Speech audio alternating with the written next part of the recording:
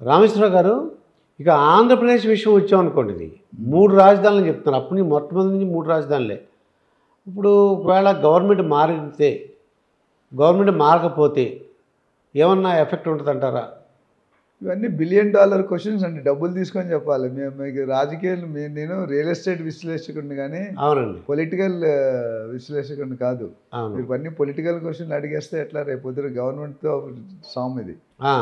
అంటే అందుకు నేను జనరల్గా అన్నీ అడుగుతున్నాను. నేను ఏమన్నా అంటే 3 రాజధానులు ఉన్నాయి ఆంధ్రప్రదేశ్లో. అవును. రియల్ ఎస్టేట్ ఎలా ఉంది, లేదంటే ఒకవేళ జగన్ గారి ప్రభుత్వం మళ్ళీ వస్తే ఎలా ఉంటుంది, రాకపోతే ఎలా ఉంటుంది, దానికి రియల్ ఎస్టేట్ సంబంధం ఉందా? ఈ క్వశ్చన్కి ఆన్సర్ చెప్పే ముందు మేము ముందు రేరా గురించి చెప్పాలి. ఒక 2017 1 జనవరి నుండి రేరా స్టార్ట్ అయింది. అంతకుముందు రెగ్యులేటింగ్ బాడీ అనేది లేదు. డిటీసీపీ కానీ, హెచ్ఎండిఏ కానీ, జిహెచ్ఎంసీ కానీ పర్మిషన్ ఇస్తే అయిపోయేది. కానీ రేరా వచ్చాక కొన్ని కట్టుబడిదిట్టాలు చేశారు. సో గవర్నమెంట్ తాలూకా రోల్ ఒక స్టెప్ మరి తగ్గింది అన్నట్టు. ఎందుకంటే వాళ్ళ ఫోకస్ వాళ్ళు మిగతా ఇష్యూలు పెట్టుకుంటే రేరా అనే body only real estate regulatory authority act. Okay. So అది వచ్చిన తర్వాత రియల్ ఎస్టేట్ కొద్ది ప్రొఫెషనలిజం అవడం, అన్ఆర్గనైజ్డ్ నుండి ఆర్గనైజ్ మారడం మొదలుపెట్టింది. మొత్తం మారిపోలేదు. ఇప్పటికీ 80-90% అన్ఆర్గనైజ్డే ఉంది. మేబీ ఇప్పటి నుండి ఒక 15-20-30 సంవత్సరాలు చూసుకుంటే అప్పటికి కొద్దిగా మనం ఫారెన్ కంట్రీస్ లాగా అయ్యే అవకాశం ఉంది. అందువల్ల లాభాలు ఏంటండి? రేరా వల్ల బిల్డర్ కోణంలో మాట్లాడవచ్చు, ఏజెంట్ కోణంలో మాట్లాడవచ్చు, ఒక బయ్యర్ కోణంలో మాట్లాడవచ్చు. ఇది పెద్ద సబ్జెక్టు. బట్ మీరు అడిగారు కూడా ఒక 2 minutes క్లియర్ చేసి మనం క్వశ్చన్కి వెళ్దాము. బిల్డరు అంతకుముందు ఎప్పుడు కూడా పర్మిషన్ ఇలా తీసుకున్నాడు, కట్టేది ఇలా కట్టేవాడు. అంటే చెకింగ్ కిందకి చెక్ చేసి పైన చెక్ చేశారు కాదు. అయితే బిల్డర్ ఏం చేస్తున్నాడు, ఒక ప్రాజెక్ట్ బదులు 5-6 ప్రాజెక్ట్స్ చేస్తారు at a time. A project డబ్బులు బి ప్రాజెక్ట్ డబ్బులు సి ప్రాజెక్ట్ డబ్బులు డీలో పెట్టి ఏ ప్రాజెక్టు కంప్లీట్ చేసేవారు చాలామంది. ఓకే. అంటే ఫండ్స్ డైవర్సిఫికేషన్, అయితే పర్సనల్ అసెట్స్ కానీ లేదా వేరే ప్రాజెక్టులో. దానివల్ల ఏమైంది, డిలే అయ్యేది. డిలే అయితే ఈ ఎవరైతే బయర్స్ ఉన్నారో కొనుగోలుదారులు వాళ్ళు ఇబ్బంది పడతారు. నేను డబ్బులు కట్టేసి ఇల్లు రాకపోతే బయట రెంట్లు కట్టుకొని ఉంటారు. అట్లానే టెక్నికల్గా ఇది ఇస్తాం అది ఇస్తాం అని చెప్పి ఇవ్వడం మానేసేవారు ఎమ్యూనిటీస్.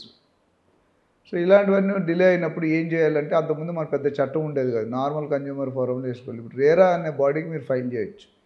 బయ్యర్కి కనుక మన అన్న ప్రకారం టైంలో డెలివరీ ఇవ్వకపోయినా, కరెక్ట్ స్పెసిఫికేషన్ చెప్పకపోయినా, డబ్బులు డైవర్ట్ చేసినా మనం కంప్లీట్గా బిల్డర్ మీద కేసేసే పరిస్థితులు ఏర్పడతాయి. అది రేరా ఇచ్చిన మనకి అడ్వాంటేజ్. తర్వాత రేరా కూడా ఏముందంటే, 100 రూపాయలు కస్టమర్ తీసుకుంటే 70 రూపాయలు ఏమవుతుందో చెప్పాలి. 30 రూపాయలు నీ ప్రాఫిట్ కింద వదిలేస్తే ఈ 70 రూపాయలు ఎవరు ఖర్చు పెట్టో, ఎందుకు ఖర్చు పెట్టో, ఎప్పుడు ఖర్చు పెట్టో మా సమక్షంలో మా ఆధీనంలో జరగాలి. ఎస్క్రో అకౌంట్ అంటారు. ఓకే. ఇది ఫస్ట్ బిల్డర్ రూపం. అదేవిధంగా ఎప్పుడు కూడా బిల్డర్ లేట్ చేస్తే ఏం చేయాలని చెప్తారు, కానీ బయ్యర్ లేట్ చేస్తే ఏం చెప్పారని ఎక్కడా చట్టం లేదు. అంటే మీ ఇష్టమా? మీరు buyer every month EMI 4 month EMI కట్టబోదు బిల్డర్ క్లాసే కదా. ఆ బిల్డర్ కూడా వెసులుబాటు ఇచ్చారు, బయ్యర్ మీద కేసు వేయొచ్చండి. అయితే ఇంట్రెస్ట్ కట్టాలి లేదా పెనాల్టీ వేయాలి. ఇది బయ్యర్ తరఫున. ఇంకా ఏజెంట్ తరఫున వచ్చేసరికి రేరాలో రిజిస్టర్ అయితే వాడికి రేపొద్దున ఇబ్బంది వస్తే రేరా వాళ్ళు పెనాల్టీ జరిమానా వేయచ్చు లేదా జైల్లో పెట్టచ్చు. ఈ 3 కేసుల్లో ముగ్గురికి పాసిబుల్. సిఐఎస్ఎఫ్లో సెంట్రల్ ఇండస్ట్రీ సెక్యూరిటీ ఫోర్స్. ఇప్పుడు ఎయిర్పోర్ట్లో ఉన్నాడు అనుకున్నాడు, మీ మాట విండు, నేను ఎమ్మెల్యే అందరినీ చెక్ చేస్తాడు. ఎమ్మెల్యేనా ఎంపీ అయినా జిఎం అయినా మాకు అనవసరం, మా డ్యూటీ మేము చేయాలి.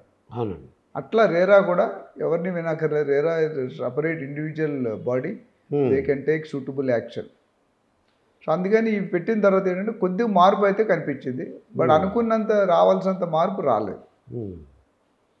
Coming back to your question, real estate అనేది ఒకప్పుడు ఆంధ్రాలో 1 ఎకరంకి తెలంగాణలో 10-15 ఎకరాలు వచ్చేది. అక్కడ ఎకరం అమ్మితే ఆ డబ్బులతో ఇక్కడ 15 ఎకరాలు కొనుక్కోవచ్చు. ఇప్పుడు క్వైట్ ఆపోజిట్ అయింది. ఇక్కడ 1 ఎకరం అమ్మితే తెలంగాణ 10-15 ఎకరాలు కొనుక్కోవచ్చు. 10-15 ఎకరాలు మీరు చూసారు ఈ మధ్యలో 100 కోట్లు పర్ ఎకర్ అని కోకాపేట. అది హైప్డ్ ప్రైజు. బట్ ఈవెన్ 50 కోట్లన్నా 60 కోట్లన్నా ఫిర్బీ అది ఎక్కువే. సో వైజాగ్ ఏమైందంటే అన్ఫార్చునేట్లీ అనుకున్నంత డెవలప్మెంట్స్ కనిపించలేదు. గత 5-6 సంవత్సరాలు కొత్త స్టేట్ ఫామ్ అయిన తర్వాత అది బేసికల్లీ ఫిజికల్లీ హ్యాండిక్యాప్డ్గా రన్ అవుతుంది. వాళ్ళ దగ్గర ఫండ్స్ లేవు. ఇప్పుడు నాకు తెలిసి 9-10 లక్షల కోట్ల అప్పులు అయిపోయినాయి. వడ్డీ ఇన్స్టాల్మెంట్ కట్టడానికి వడ్డీ కట్టడానికి మళ్ళీ అప్పులు తీసుకొని వడ్డీ కడుతున్నారు. అవునండి. అంటే వడ్డీ మీద చక్కెర వడ్డీ అంటారు కదా అట్లా. సో డెఫినెట్గా కంపేర్ టు తెలంగాణ, హైదరాబాద్, ఆంధ్ర అనేది ఒక వెనకంజలో ఉందన్నమాట నిదర్శనంగా కనిపిస్తుంది. ఓకే. గత 5 సంవత్సరాలుగా ఎక్సెప్ట్ 2-3 ఏరియాస్లో తప్ప పెద్దగా రేట్లు పెరిగిన దాఖలాలు ఎక్కువగా లేవు. అంతకుముందున్న గవర్నమెంట్ వాళ్ళు అమరావతిని డెవలప్ చేసి అక్కడ అన్ని ల్యాండ్లు కొనిస్తారు. అయితే ఇప్పుడు కొనుక్కునే వాళ్ళు కొద్దిగా వెయిట్ చేయమంటారా, ఏం చేయమంటారు? వెయిట్ చేయాలండి. వెయిట్ చేయకపోతే వాళ్ళకి రేట్ రాదు, లాస్కి అమ్ముకోవాలి. ఎందుకంటే ఇప్పుడు ఆంధ్ర వైపు చూసే ఇన్వెస్టర్స్ కానీ పెట్టుబడిదారులు కానీ కొద్దిగా తక్కువయ్యారు కంపేర్ టు మన స్టేట్. ఇన్ఫ్యాక్ట్ మన స్టేట్ హైదరాబాద్ మొత్తం ఇండియాలోనే one of the fastest growing city, the lowest affordable prices in real estate. Okay అండి. అండ్ మన హైదరాబాద్కు ఉన్న బెస్ట్ పాయింట్ ఏంటంటే 4 పక్కల ఓఆర్ఆర్ అనేది 165 కిలోమీటర్స్, RRR అనేది 330 కిలోమీటర్స్ స్ప్రెడ్ సర్కిల్. అండ్ ఒక ప్లేస్ నుండి ఒక ప్లేస్కి వెళ్ళడానికి అరగంట 45 మినిట్స్ కంటే ఏ మూల నుండి అయినా ఏ మూలకి వెళ్ళిపోవచ్చు ఓఆర్ఆర్ వల్ల. పటాంజర్ని వెళ్ళొచ్చు, PVNR ఎక్స్ప్రెస్ హైవే వెళ్ళొచ్చు, ఉప్పల్ నుండి వెళ్ళచ్చు, ఎటు వెళ్ళినా కనెక్టివిటీ ఉంది. సో మనకున్న ప్లస్ పాయింట్ అంటే సిటీ 4 వైపులు, చెన్నై, ముంబై, ఇవన్నీ కూడా ఒకవైపు, వైజాగ్ ఒకవైపే డెవలప్, సీ ఉన్నది అక్కడ డెవలప్ కాదు. కానీ హైదరాబాద్కి 4 వైపులు వెళ్ళొచ్చు, 4 వైపులు వెళ్ళొచ్చు. అయితే అప్పటికి ఓన్లీ ఒకవైపే బాగా అభివృద్ధి చెందిందని ప్రజలు ఒపీనియన్. ఒకే లొకేషన్ కొనుక్కోవడం కాదు, ఏ లొకేషన్ కొనుక్కుంటే మంచిది అంటారు.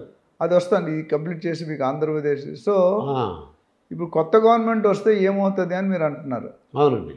కొత్త గవర్నమెంట్ వచ్చినా పాత గవర్నమెంట్ వచ్చినా రియల్ ఎస్టేట్ అనేది ఆగేది లేదు. కొద్ది గ్యాప్ అనేది వచ్చింది, టీచింగ్ ప్రాబ్లం ఉంది.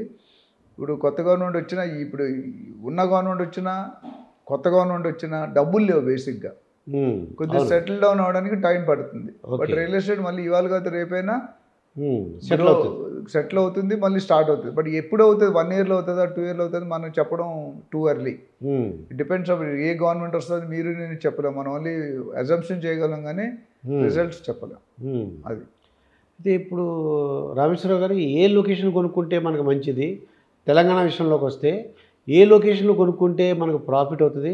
ఇన్వెస్ట్మెంట్ పర్పసా, ఇమీడియట్గా కొనుక్కోవడానికి ఏది మంచిది అంటారు? ఫస్ట్ ఇది చాలా ఇంపార్టెంట్. నాకు ఆల్ ఓవర్ వరల్డ్ రోజుకి 8 to 10 కాల్స్ వస్తాయండి యావరేజ్ డైలీ. అందులో 3-4 రోజు కన్సల్టెన్సీ తీసుకుంటారు. వాళ్ళకి ఉన్న పెద్ద సమస్య అంటే NRIస్కి అక్కడ ఇంట్రెస్ట్ రేట్లు మనలాగా ఉండవు, పెద్దగా రావు. ఓకే అండి. 2-3-4%లోనే ఉంటాయి. మన హైదరాబాద్ రియల్ ఎస్టేట్లో పెట్టుకుంటే 20 to 25% పర్ యానం, కొన్ని ఏరియాలో 15 to 20% మినిమం జరుగుతుంది లాస్ట్ 10 years ట్రాక్ రికార్డులో. కాబట్టి లొకేషన్ అనేది real estate means location location location, property property property అని అంటాం రియల్ ఎస్టేట్ వాళ్ళు. So real estate is not a 100-meter dash, it is a marathon. Long టర్మ్లో ఎవరైతే ఇన్వెస్ట్ చేస్తారో వాళ్ళకి ఇప్పుడు జనరల్గా short term, mid term, long term అనే ఇన్వెస్ట్మెంట్లు ఉన్నాయి. ఓకే. మీరు ఎంత పీరియడ్కి పెట్టుకోవాలనుకుంటారు అనేది ఇంపార్టెంట్. 5 సంవత్సరాలుగా, 10 సంవత్సరాలుగా. రెండోది ఏ పర్పస్, మీరు ఉండడానికా, ట్రేడింగ్ చేయడానికా, రెంటల్ ఇన్కమ్కా, లాంగ్ బ్యూటీగా అనేది మీరు డిసైడ్ చేసుకుంటే దాన్ని బట్టి లొకేషన్ తాలూకు క్రైటీరియా మారిపోతుంది. ఓకే. అంటే లొకేషన్ కొనుక్కునేటప్పుడు మన రియల్ ఎస్టేట్ డబ్బులు ఎందుకు పెడతామండి? ఎందుకు పెడతాం చెప్పండి? అంటే రియల్ ఎస్టేట్ పెట్టేది ఏంటంటే మన ఒక ఇన్వెస్ట్మెంట్ అనుకోండి, అది రిటర్న్స్ రావాలి మనకి, ప్రాఫిట్. ఇప్పుడు బ్యాంకులో పెట్టుకుంటే ఇయర్ మొత్తానికి 6-7% వస్తుంది. అవునండి. ఇది సంవత్సరానికి 20-25% వస్తుంది.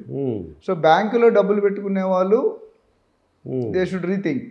ఇప్పుడున్న ఒకప్పుడు 14-12% వచ్చాయి మనకి. ఓకే. ఇప్పుడు అలా రావట్లేదు.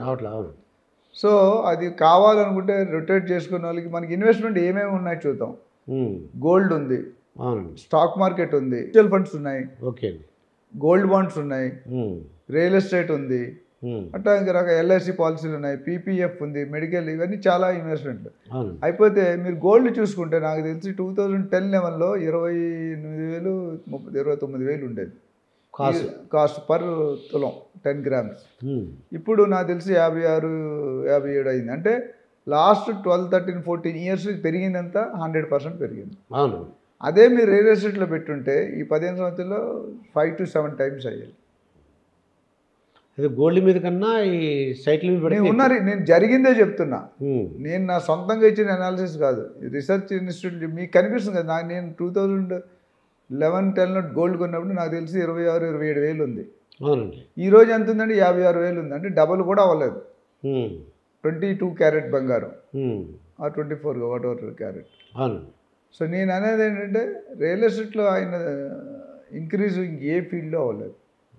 ఉమ్, సో లొకేషన్ చేసుకున్నప్పుడు లొకేషన్కి ఏం కావాలంటే ఆ లొకేషన్ ఎక్కడుంది, లొకేషన్ చుట్టూ ఇండస్ట్రీలు ఏమున్నాయి, ఏమేమి డెవలప్మెంట్స్ ఉన్నాయి, సజ్జలు ఉన్నాయా, స్పెషల్ ఎకనామిక్ జోన్లు ఉన్నాయా, ఎయిర్పోర్ట్ ఉందా, బస్ స్టేషన్ ఉందా, రైల్వే స్టేషన్ ఉందా, ఉమ్, ఎంప్లాయ్మెంట్ ఉందా, ఇవన్నీ చూసుకొని సెలెక్ట్ చేసుకొని బిల్డర్ మంచోడైనా, టైటిల్ క్లియర్ ఉందా, లీగల్గా ఉన్నాయా, ఇవన్నీ చూసుకొని కొనుక్కుంటే మీరు ట్రాన్సాక్షన్ చేశాక 3 పువ్వులు 6 కాయలు మీ భవిష్యత్.